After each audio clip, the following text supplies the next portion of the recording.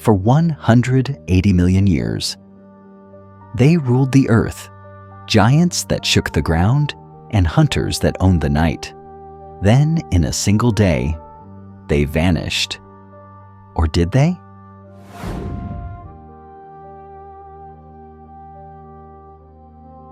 The story of dinosaurs begins in the Mesozoic Era, a vast expanse of time divided into three periods: the Triassic, Jurassic, and Cretaceous. Around 252 million years ago, the Triassic Period began. Life was recovering from a massive extinction, and the world's land was a single supercontinent called Pangaea. In this hot, dry world, the very first dinosaurs appeared. They were not giants, but small, agile, two-legged creatures, the humble ancestors of the titans to come.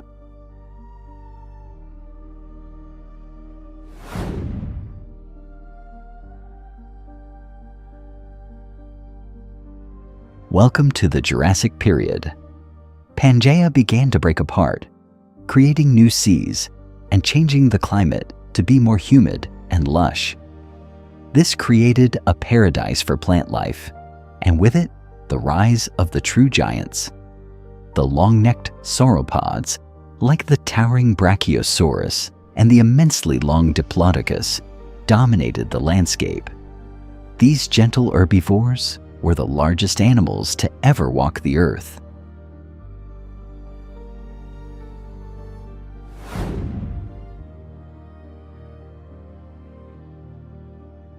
As the Jurassic gave way to the Cretaceous period, the world continued its transformation. Continents drifted further apart, new flowers bloomed for the very first time, and the dinosaur dynasty reached its zenith. And in the final moments of this age, a new monarch arose in North America. This was the era of the most feared, the most famous, and the most awe-inspiring predator to ever walk the planet: Tyrannosaurus rex. T-Rex was not just a hunter, it was an evolutionary masterpiece of power and predation. Standing over 12 feet tall at the hips and stretching 40 feet in length, its sheer size was intimidating.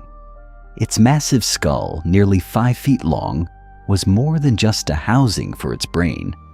It was a weapon.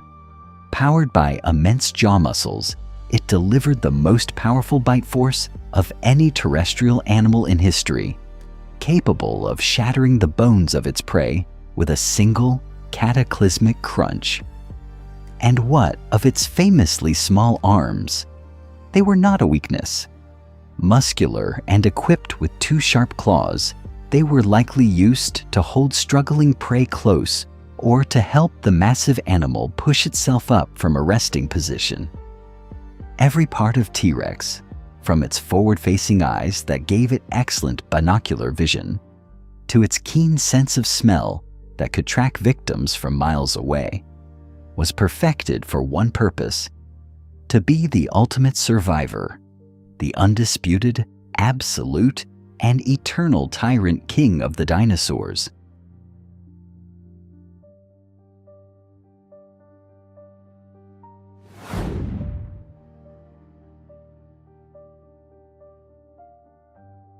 Not all dinosaurs were built for attack.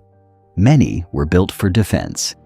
Meet the living tanks of the prehistoric world: the Ankylosaurus and the Stegosaurus. Stegosaurus, famous for the double row of plates on its back and a spiked tail called a thagomizer, roamed during the Jurassic. Later in the Cretaceous, Ankylosaurus perfected this defense with a body covered in bony armor and a massive, heavy club on the end of its tail to ward off predators.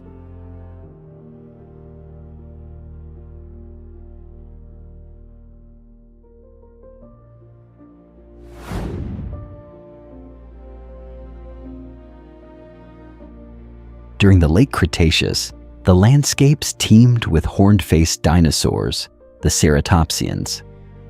These common herbivores often lived in vast herds, a moving fortress of life that dominated the plains.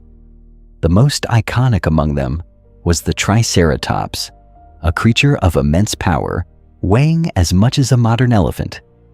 Its identity was defined by its face: 3 formidable horns, 2 above the eyes, and a smaller one on its nose, and a magnificent solid bone frill protecting its vulnerable neck. This impressive headgear served a dual purpose. In herds, their combined horns and frills formed an almost impenetrable defensive wall against formidable predators like T-Rex. But beyond defense, these features also played a crucial role in communication and display within their own species. Scientists believe their frills may have boasted vibrant color patterns, used in dominance contests between males or to attract mates, transforming these walking tanks into striking living billboards.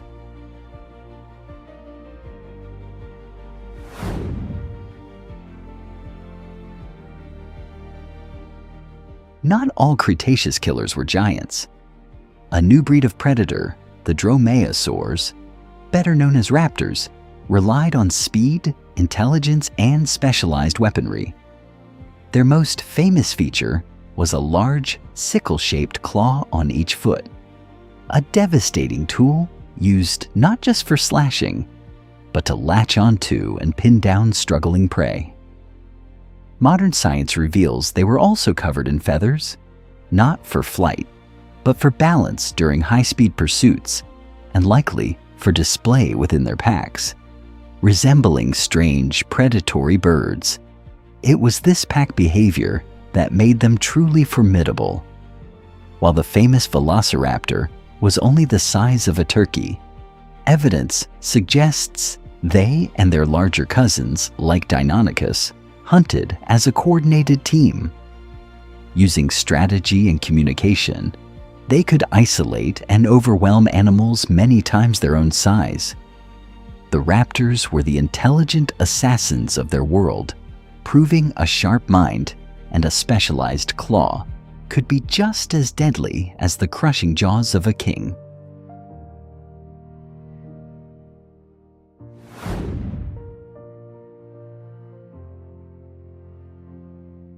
While dinosaurs ruled the land, the skies belonged to the pterosaurs. It's important to know these were not dinosaurs, but a separate group of flying reptiles.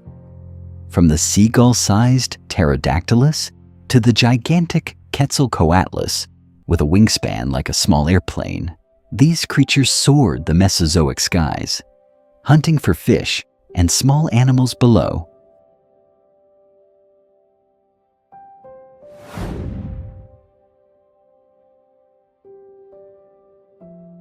Just as the skies had their own rulers, so did the seas. Marine reptiles, also not dinosaurs, thrived in the oceans of the Mesozoic Era. Long-necked plesiosaurs patrolled the waters, while the powerful and immense Mosasaurus became the top marine predator of the late Cretaceous, a true sea monster.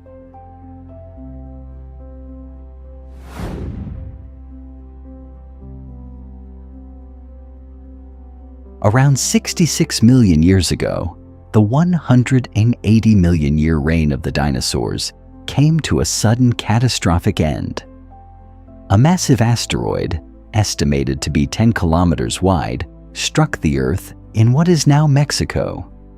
The impact triggered global earthquakes, tsunamis, and threw so much dust into the atmosphere that it blocked out the sun, causing a nuclear winter that wiped out the dinosaurs and 75% of all life on Earth.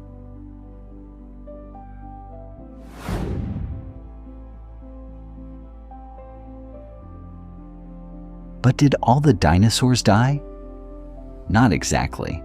One group of theropod dinosaurs, the same group T-Rex belonged to, survived the extinction. These small feathered dinosaurs continued to evolve over millions of years, and today we know them by a different name: birds. From the hummingbird to the ostrich, every bird on Earth today is a living dinosaur, a direct descendant of those ancient rulers.